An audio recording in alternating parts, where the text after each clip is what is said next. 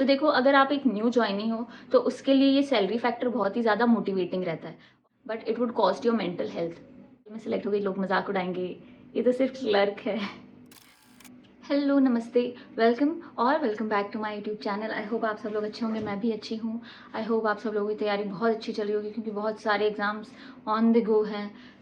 LICW, SBI clerk, IBPS clerk, IBPS PO mains, line लगी हुई exams की। उसके बीच में आप लोगों को आई नो मोटिवेशन की बहुत ज़्यादा ज़रूरत होती है। मुझे बहुत ज़्यादा ज़रूरत होती है। जब मेरे बहुत सारे एग्जाम्स लाइन अप होते थे तो मैं सोचती थी कुछ मोटिवेशन मिल जाए यार, कुछ मोटिवेशन मिल जाए ताकि मैं बाकी सबसे अच्छा कर पाऊँ। ऐसा चाहिए होता है, बीच बीच में थोड़ा डोज चाहिए होता है मोटिवेशन का। और जब आप प्रिपरेशन गवर्नमेंट जॉब की कर रहे हो तो सैलरी से ज़्यादा अच्छी मोटिवेशन और क्या हो सकती है।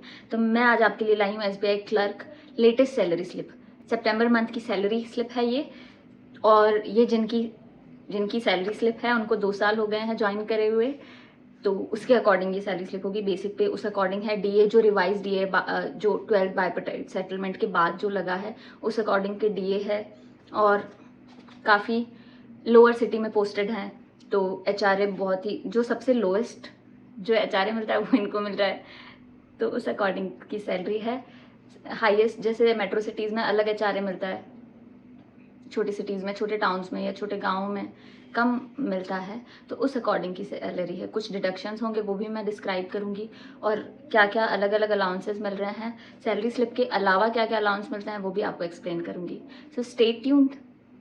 तो सबसे पहले सैलरी स्लिप में है इनका बेसिक पे जो इनको मिल रहा है वो है 29,720। उसके अलावा DA जो इनको मिल रहा है वो 21.13% की रेट पे मिल रहा है, तो वो है जो बेसिक सैलरी का 21.13% है, तो DA है 9,032 रुपीज़।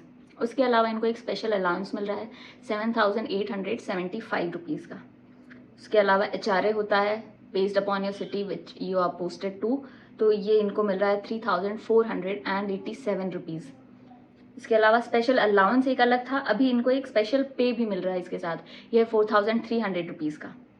और एक इनको ट्रांसपोर्ट अलाउंस मिलता है। ट्रांसपोर्ट अलाउंस और जो पेट्रोल का अलाउंस होता है ये दोनों अलग चीज़ होती है। ट्रांसपोर्ट अलाउंस आपको सैलरी स्लिप के अंदर काउंट होता है, और जो पेट्रोल वाला और जो एंटरटेनमेंट और न्यूज़पेपर का अलाउंस है वो अलग से आपको HRA के थ्रू मिलता है। तो ट्रांसपोर्ट अलाउंस इनको अलग से 850 रुपीज़ मिल रहा है। तो टोटल अलाउंसेस और बेसिक पे को मिला के इनकी ग्रॉस पे बनती है 55,265 रुपीज़।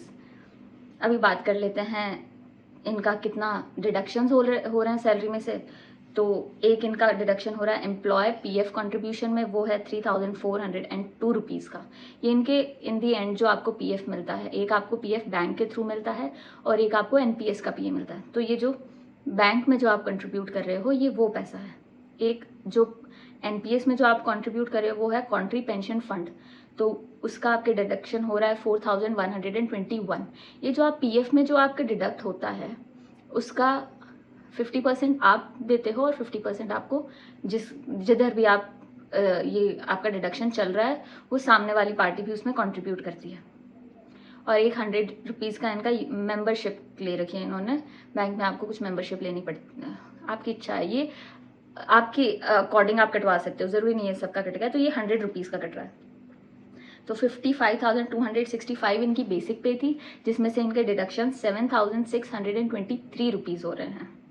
तो नेट जो इनके अकाउंट में आ रहा है वो है 47,642। ये तो इनकी सैलरी आ गई। सैलरी के अलावा इनको एंटरटेनमेंट अलाउंस मिलता है, न्यूज़पेपर अलाउंस मिलता है और पेट्रोल का मिलता है। तो ये मंथली जो चीज़ मिलती है वो बता रही हूँ। तो मंथली इनको 450 रुपीज़ न्यूज़पेपर के मिलते हैं, 450 एंटरटेनमेंट के मिलते हैं, एंड अप्रॉक्स 2,100 रुपीज़ इनको पेट्रोल के मिलते हैं, 20 लीटर पेट्रोल के मिलते हैं। तो जो रेट होती है उसके अकॉर्डिंग आपको पेट्रोल मिलता है, 20 लीटर पेट्रोल जो भी रेट चल रही है उसके अकॉर्डिंग। तो टोटल वो इनको 3,100 समथिंग कुछ मिलता है।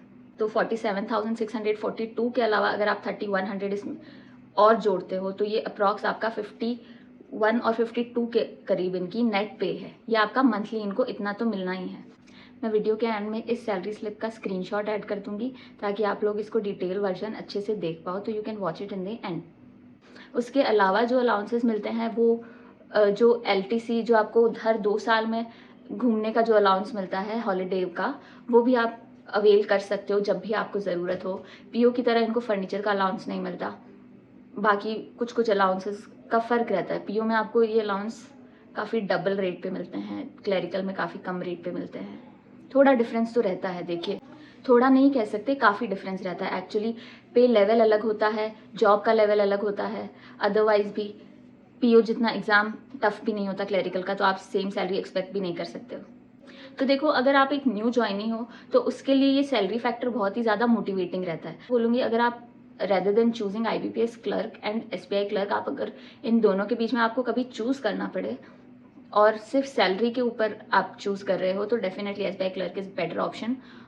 और मुझे ऐसे लगता है बैंक की जॉब में अगर आपको सुकून चाहिए, अगर आपको 9 to 5 एक्चुअली में 9 to 5 रखना है, तो आपको एज अ क्लरिकल ही ज्वाइन करना चाहिए। मतलब जब आप प्रिपरेशन कर रहे होते हो तब आपको ये फैक्टर बहुत ज़्यादा मायने रखता है कि आपकी सैलरी भी अच्छी होगी पीओ में, आपका रुतबा भी होगा, आपकी एक वट बढ़ता है। तो उसके लिए अगर आप ज्वाइन करो, PO is best option always. वैसे भी बेस्ट ऑप्शन रहता है, लेकिन आजकल आप देख रहे हो लोगों की मेंटल स्टेबिलिटी बहुत ख़राब होती जा रही है बैंक के अंदर आने से, क्योंकि बहुत ज़्यादा वर्क प्रेशर हो गया है। और आई डोंट नो लोगों को ऐसा क्यों लगता है कि bank job is very easy. It is really not so easy. 9 to 5 सिर्फ कहने के लिए होते हैं। जो पीओ होते हैं वो तो 9 to 9 एंड 9 to 10 भी करना पड़ता है उनको कई बार। इवन क्लरिकल्स को भी करना पड़ता है during difficult times.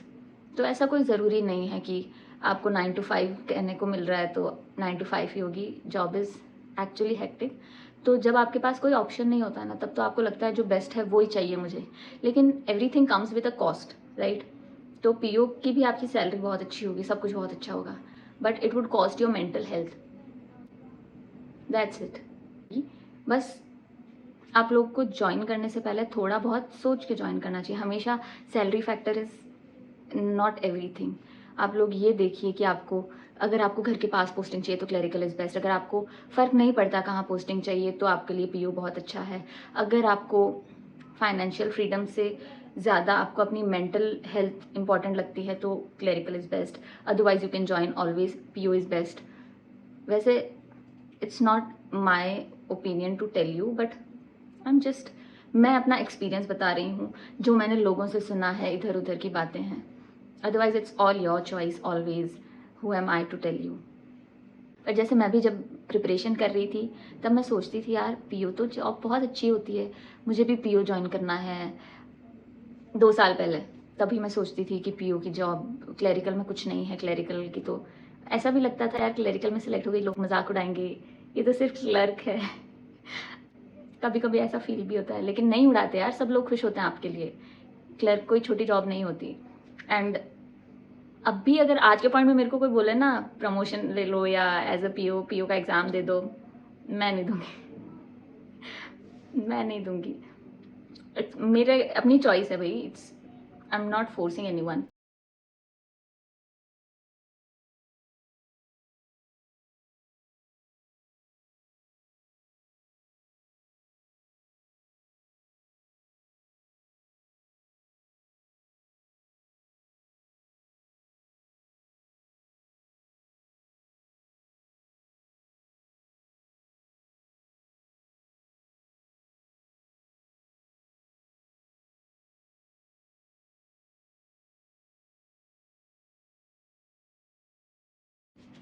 So that's it for today's video. Thank you for watching. Please do like, share and subscribe to my channel and comment for more such videos. अगर आपको कोई और सैलरी स्लिप चाहिए किसी भी जॉब की तो मैं ला सकती हूँ, तो you can comment whatever you want.